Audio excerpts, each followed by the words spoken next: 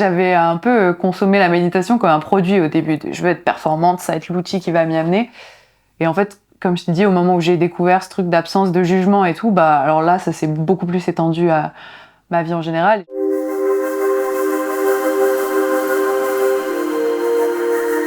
Je m'appelle Maïna Mouksavadi, j'ai 26 ans et je suis en équipe de France d'escrime.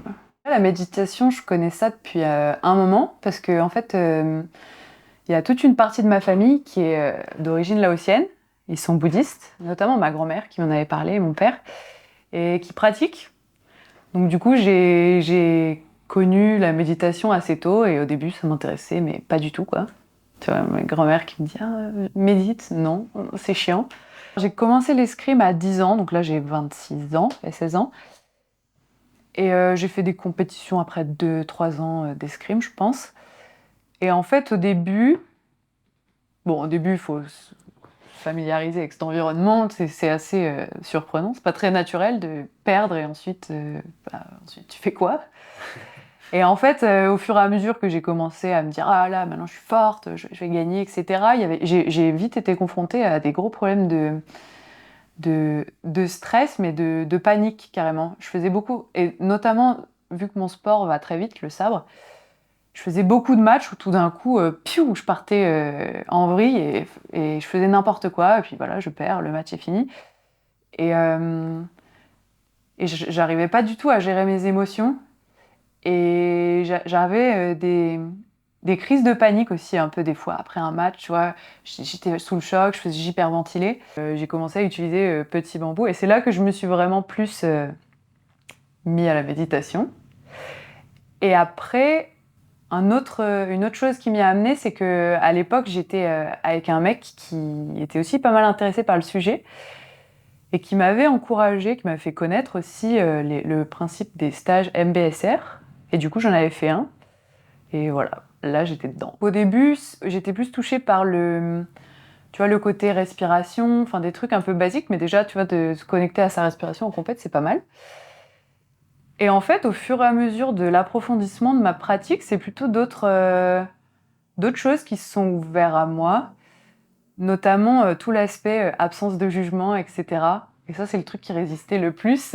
Et en fait, quand j'ai découvert tout cet aspect-là, un peu lié à l'esprit de la méditation, enfin au principe, quoi, notamment pendant ce fameux stage, et je me suis dit, mais waouh, c'est un monde nouveau, quoi. Parce que depuis toujours, j'étais très. Bon, c'est très dur le sport, puis t'es très critique envers toi-même, et puis les gens te critiquent, et donc du coup, t'es super dur envers toi-même, et de découvrir tout cet aspect-là de la philosophie de la méditation, on va dire, c'était ouf.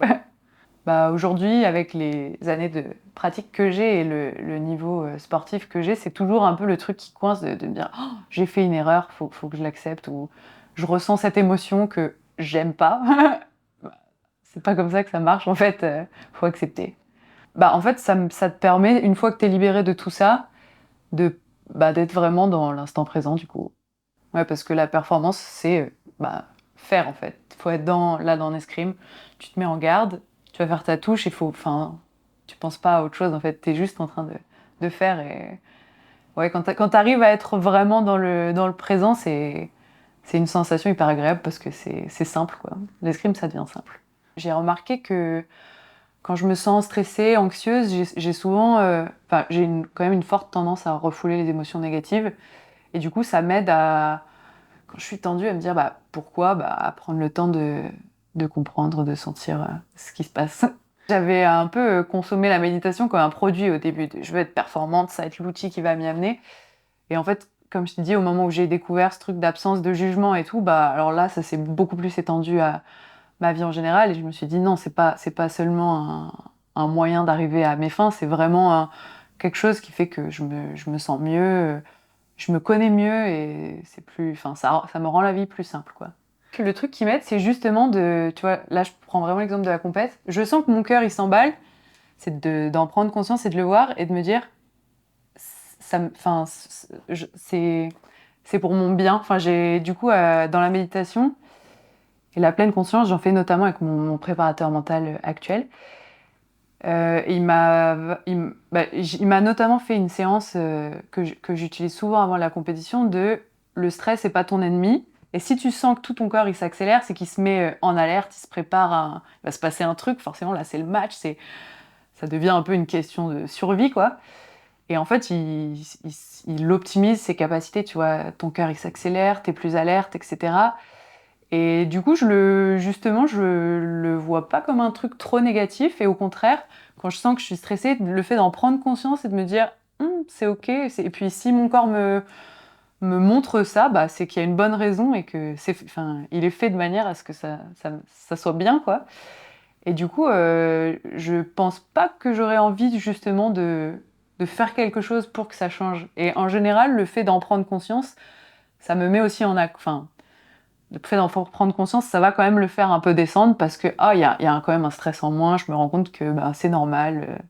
Il y a un concept, bah ça c'était une des méditations de Petit Bambou que j'ai gardé pendant un moment et à laquelle je reviens, c'est ce truc de te sentir ancré un peu comme une montagne et ça me parlait bien parce que je viens de Grenoble et j'adore les montagnes de Grenoble. Et du coup, ouais, c'est un truc auquel je me suis pas mal connectée en compétition. Notamment, ça c'est une anecdote un peu mignonne, mais quand j'ai fait mon premier podium en Coupe du Monde, c'était en Bulgarie. Et en fait, l'endroit où je venais entre les matchs, il y avait une fenêtre et il y avait une montagne. Et du coup, j'avais fait ça devant ce paysage, c'était cool. Et sinon, des mantras, il y en a un autre qui revient beaucoup. C'est, et c'est que ma psychologue, enfin, qui m'a aidé à le définir et à me rendre compte de son importance pour moi, c'était je m'autorise. Je m'autorise à gagner. Et en fait, ce truc de, bah ouais, on a un peu, des fois, on se freine soi-même. Et ce truc, ça me reconnecte à, ouais, j'ai le droit, je vais y arriver maintenant. Je peux m'autoriser à y arriver. Ce chemin-là, il est long. Et puis, en fait c'est long aussi de s'orienter à ces problématiques. Et du coup, bah, une fois que tu as le doigt dedans, c'est cool, tu creuses, tu commences à découvrir ça. Mais tu vois, moi, ce travail-là que je fais avec ma psychologue, je me suis dit, mais j'aurais pas pu faire ça avant, en fait. Et bah ouais, mais le temps de trouver la personne, de faire le travail qui est un peu long, etc.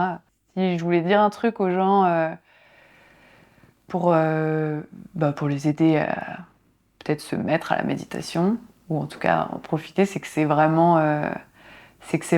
enfin, il y a vraiment des belles choses à aller chercher là-dedans, notamment pour se sentir bien, se sentir aligné. Et aussi que, enfin, ouais, le fait de ne pas se juger, c'est vraiment important. Et même dans la pratique de la méditation. Donc si vous n'y arrivez pas, si c'est chiant, si au début ça dure 2 minutes et que vous arrêtez, bah, ça va quoi. Vous pouvez le faire une fois toutes les 2 semaines pendant 2 minutes et puis peut-être plus une autre fois. Et c'est bien comme ça. Et ça aussi c'était dur pour moi. C'est aussi pour ça que j'ai eu du mal à accrocher avec la méditation, c'est qu'au début ça me demandait trop d'efforts. Et je m'en voulais de pas réussir à le faire, je me forçais. Et du coup, c'était un rapport trop violent qui faisait que j'avais pas envie. Et quand j'ai commencé à me dire, bon, bah, je vais faire ce que je veux, c'était beaucoup plus cool.